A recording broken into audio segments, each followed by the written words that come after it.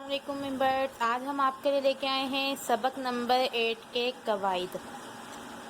आइए सबक नंबर 8 सीखने से पहले सबसे पहले आप हमारे चैनल को कीजिए सब्सक्राइब, शेयर एंड लाइक ज़रूर कीजिए। आइए सबक नंबर 8 है हमारे पास खड़ी हरकत।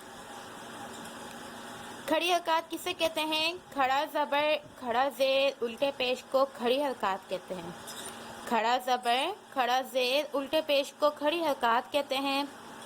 खड़ी हरकत हुर्फ़े मद्दा के कायम मकाम है, इसलिए खड़ी हरकत को एक अलिफ यानी दो हरकत के बराबर खींच के पढ़ेंगे। अब देखें, हमें दिया गया है खड़ा ज़बर, खड़ा ज़ेर, उल्टा पेश और हुर्फ़े मद्दा थे हमारे पास सबक नंबर 7 में। तो हुर्फ़े मद्दा क्या था? अलिफ खाली से पहले ज़बर, अलिफ मद्दा, वाव साकिन से पहले पेश, वाव मद्दा, या साकिन से पहले ज़ेर, या मद्दा। तो अब देखिए, ये जो खड़ा ज़बर है ये कायम मकाम है अलिफ मद्दा के। खड़ा ज़ेर ये कायम मकाम है या मद्दा के। उल्टा पेश ये कायम मकाम है वाव मद्दा के। तो इसीलिए हम खड़ी हरकत को भी हुर्फ़े मद्दा की तरह ही खींच के पढ़ते हैं, जिस तरह हमने पढ़ा था बा अलिफ ज़बर बा। तो इसी तरीके से हम इस पे खड़ी हरकत लगा के पढ़ेंगे, बा खड़ा ज़बर बा। जी, तो देखिए हमें क्या है, बा अलिफ ज़बर बा हमने पढ़ा ना इसे। तो ये क्या था, यहाँ पे क्या हो रहा है? अलिफ मद्दा, बा अलिफ ज़बर बा। तो हम इसे एक अलिफ यानी दो हरकत के बराबर खींच के पढ़ रहे हैं। इसी तरीके से हम बोले बा खड़ा ज़बर बा, तो ये क्या हो गया? कायम मकाम अलिफ मद्दा के। तो इसलिए हम इसको कितना खींच के पढ़ेंगे? एक अलिफ यानी दो हरकत के बराबर खींच के पढ़ेंगे।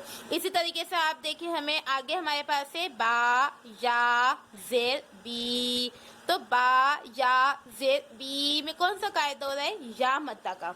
जब यहाँ पे या मद्दा कायदा हो रहा है तो आगे बा खड़ा ज़ेर बी, तो ये भी किसके कायम मकाम हो गया? या मद्दा के, यानी बा या ज़ेर बी के हो गया ना, या मद्दा के कायम मकाम। तो इसी तरीके से हम इसे भी एक अलिफ यानी दो हरकत के बराबर खींच के पढ़ेंगे, जिस तरह हमने या मद्दा को एक अलिफ यानी दो हरकत के बराबर खींच कर पढ़ा था।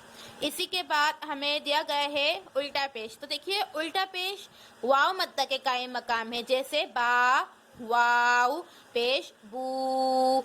इसी तरह बा उल्टा पेश बू, तो ये किसके कायम मकाम हो गया? वाव मद्दा के।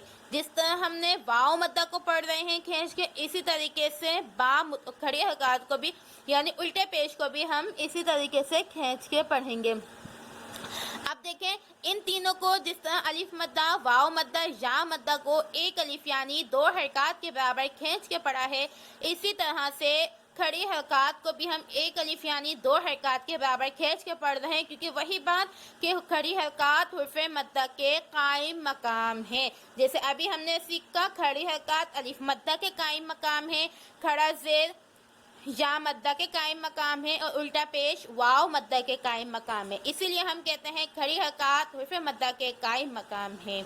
इंशाअल्लाह नेक्स्ट सबक होगा हमारा हुर्फ़ लीन का, जो हम नेक्स्ट वीडियो में सीखेंगे। जब तक के लिए आप हमारे चैनल को सब्सक्राइब कीजिए, और जो सवालात आपने पूछना हो वह आप हमें कमेंट बॉक्स में सेंड कर सकते हैं। अल्लाह हाफिज़।